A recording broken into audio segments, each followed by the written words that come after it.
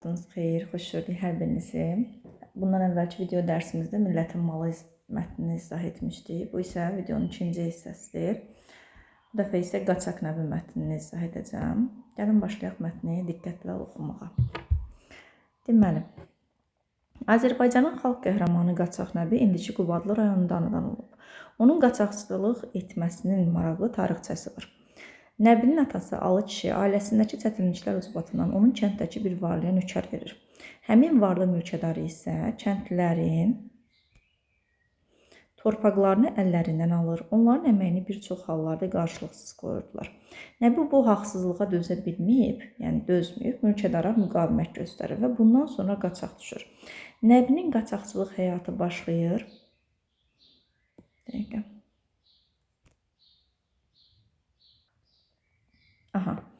Nəbinin qaçaqçılıq həyatı başlayır. O, özü kimi narazı olan kəndlilərdən ibarət dəstə düzəldib, Naxçıvan və Zəngəzur qəzalarında çar rejiminə və zülmkar beylərə qarşı mübarizəyə başlayır.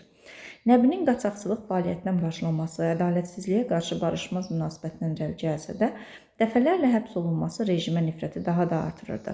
Nəbi dəstəsi ilə birlikdə kəndliləri zalımlardan müdafiə edir və mülkədarların var dövlətini əllərindən alaraq onlara paylayırdı.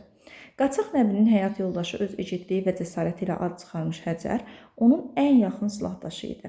Həcər xanım da onunla bircə çiyin-çiyinə, əlində silah, at belində zülmkarlara qarşı mübarizə aparırdı. Çar hökuməti Qaçaq Nəbini və onun dəstəsini məhv etmək üçün 20 il çalışsa da məqsədinə nail ola bilmir.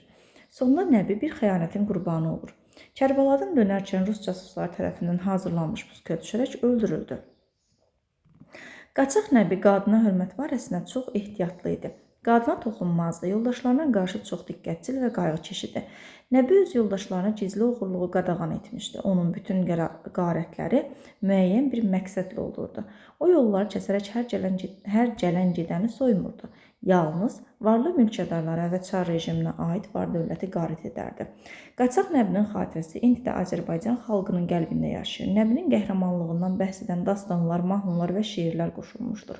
Bu əfsanəvi xalq qəhrəmanı haqqında şair, dramaturq Süleyman Rüstəm Qaçaq Nəbi piyesini yazıb və Nəbinin igidliyindən bəhs edən Atlar Yəhərliyin adlı bədii film çəkilib. Nəbi harda anadan olmuşdu? Birinci sualımız. Dostlar, Nəbi harda anadan olmuşdu? Deməli, baxın, burada göstərilir ki, Qaçaq Nəbi indiki Qubadlı rayonunda anadan olub. Deməli, onun qaçaqçılıq etməsində maraqlı tarixçəsi Nəbinin atası Alı kişi ailəsindəki çətinliklər ucbatından onu varlı bir varlıya nökər verir. Deməli, Nəbi hardan olmuşdu? Sözsüz ki, Qubadlı, baxın, Qubadlı rayonunda. Davam edək. Nəbiyə niyə Qaçaq Nəbi deyirlər? Sözsüz ki, soyadı deyildi, atası qoymamışdı, özü belə xoşlanmadı, amma qaçaq düşdüyü üçün ona Qaçaq Nəbi deyirdilər.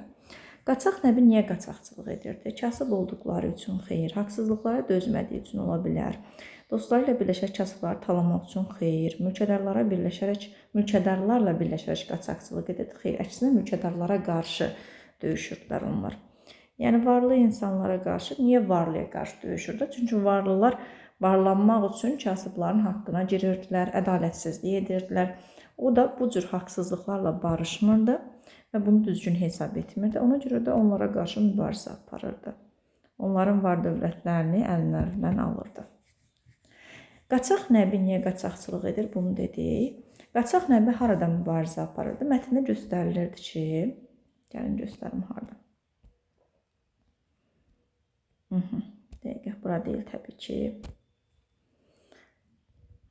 Görək haradaydı. Aha, tapdım. Naxçıvan, baxın, Naxçıvan və Zəngəzur qəzalarında çar rejiminə və mülkədar beylərə qarşı mübarizəyə başlayır. Deməli, cavabımız olacaq. Haradaydı sual? Naxçıvan və Zəngəzurda. Davam edək. Qaçaq Nəbinin dəstəsi kimlərdən ibarət idi? Mətndə göstərilirdi ki, yalnız yüksək atçılıq bacarığı olan adamlardan xeyir, xüsusi təlim keçmiş cəsuslardan xeyir, obasından qaçaq düşmüş adamlardan xeyir, narazı kəndlilərdən. O deyir, narazı kəndlilərdən özünə dəstə topluyor. Qaçaqçılıq edir. Qaçaq nəbi necə puskuda, həbsxanada, döyüşlərin birində edam edilir. Puskuya düşür. Mətndə qeyd olunur ki, ziyarətdən qayıdarkən puskuya düşürülür. Xəyanət nəticəsində ölür yəni. Davam edək. Qaçaq nəbi yoldaşlarını nəyi qadağan etmişdi? Qaçaqçılıq etməyi, döyüşməyi, gizlin oğurluğu etməyi, mülkədarlara qarşı mübarizəni, gizlin oğurluğu qadağan etmişdi. Yəni deyirdi, mərd-mərdanə döyüşmək lazımdır. Qaçaq nəbi əslən haralı idi? Təbii ki, Qubadlıdan idi, çünki Qubadlıda doğulmuşdu. Davam edək. Qaçaq nəbiyə qarşı Çar Rusiyası neçə il mübarizə apardı? Mətndə qeyd olunur ki, dostlar, tapsam göstərəcəm, tapdım. Dəqiqə. Haradaydı? Aha. Çar hökuməti Qaçaq nəbini və onun dəstəsini məhv etmək üçün 20 il çalışsa da məqsədinə nail ola bilmir. Deməli, nə qədər çalışıblar dostlar? 20 il.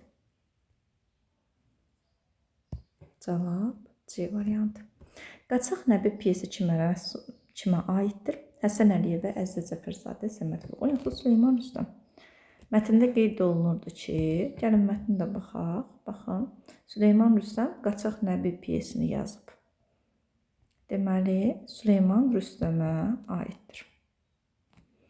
Nəbi öz yoldaşlarına qarşı necə münasibət bəsləyirdi? Sərt davranırdı, xeyr.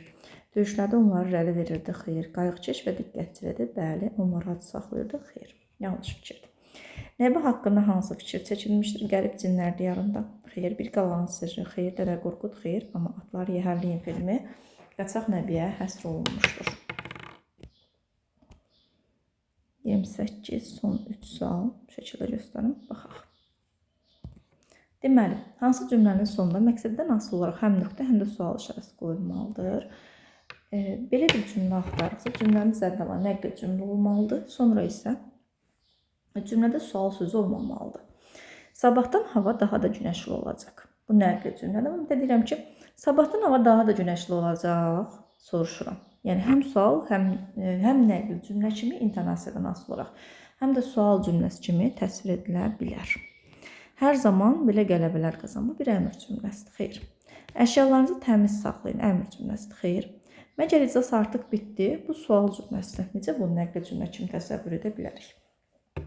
Cavabımız olacaq A variantı. Verilmiş cümlənin mübtədasını müəyyən edin. Dünən baş vermiş hadisədən sonra hələ də özümüzə gələ bilməmişik. Nə etmişik, gələ bilməmişik? Kim? Biz. Baxırıq ki, cümlədə ümumiyyətlə mübtəda yoxdur. Burada uşaqlar bu cür çətinlik çəkir. Amma burada indi qeyd olunmuş ki, verilmiş cümlənin mübtədasını bərpa edin. Məsələn, bu şəkildə ola bilər. Necə bərpa edərsiniz? Hansı əvəzliyin köməyi ilə bərpa edərsiniz? Burada, baxın, dünən baş vermiş hadisədən sonra biz hələ də özümüzə gələ bilməmişik. Kim? Biz. Düzdürmü? Onlar gələ bilməmişik demək olmaz. Sən gələ bilməmişsiniz olmaz. Təbiət sözünün tələffüzündə 5-ci səs hansıdır? Təbiət sözünün tələffüzündə. Biz bu sözün ilk öncə tələffüzünü yazmalıyıq. Təbiət. Burada yeni qayda, köhnə qayda söhbəti yoxdur ümumiyyətlə. Kimsə dedi, elə bil eşitdim onu. Mənim köhnə qayda, yeni qayda buna aiddir. Burada əvvəlki qayda ilə gedir. Yəni necə var elə. Təbiət yazılır, təbiət tələffüz olunur. 5-ci səs 1, 2, 3, 4, 5. 5-ci səs yığ səsidir. Doğru cavab C variantı. Belə dostlar, ümumiyyətlə heç bir sual çox asan salınmır. Hər bir asan sualında öz çətinliyi olur.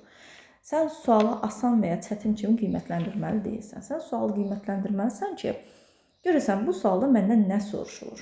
Mən nəyi tapmalıyam? Hansı qaydanı bilməliyəm ki, bunun öhdəsindən gəlim? Baxın, 30-cu sual ilk baxışdan çox asan bir sualdır. Uşaqlar sözü yazıldığı kimi götürürlər, sonra da səhv eləyirlər. Burada elə sayırlar, götürürlər. Amma deyir axı, sözün tələffüzündə 5-ci səs hansıdır? Sən sözün düzgün tələffüzünü bilməlisən burada. Tələffüzə əsasən onu yazmalısan, 5-ci səsi müəyyən etməlisən. Kimsə də deyir ki, ay müəllim, biz bunu hardan bilək? Bu 4-cü sinifin qaydalarına daxildir. Yəni, hansı ki, yanaşı işlənən saitlər, birinci hissə dərsliyin əvvəlində verilib bu haqda qayda. Saitlərin tələffüzü ilə bağlı qaydalardır. Hansı saitlər yanaşı gəldiyi zaman y səsi əlavə olunur? Hansı saitlər yanaşı gəldiyi zaman olduğu kimi tələffüz olunur? Hansı saitlər o ilə yazılır, a ilə tələffüz olunur? Videomuzun davamı olacaq. Burada gördüyünüz sualları PDF şəklində əldə etmək istəsəz, bunun üçün Telegram səhifəmizin linkini aşağıda yerləşdirəcəm. Telegrama daxil olaraq, YouTube səhifəmizdən Telegrama daxil olaraq sualları PDF şəklində əldə edə bilərsiniz. Növbəti dərsimizdə isə riyaziyyat suallarını izah edəcəm. Belə, bir video dərsin daha sonuna gəldik. Düşünürəm ki, sizin üçün maraqlı və faydalı bir dərs oldu. Siz də mənim kimi düşünürsünüzsə, kanala abunə olun, videoları bəyənin və dostlarınızla paylaşın, WhatsApp statuslarınızda paylaşın.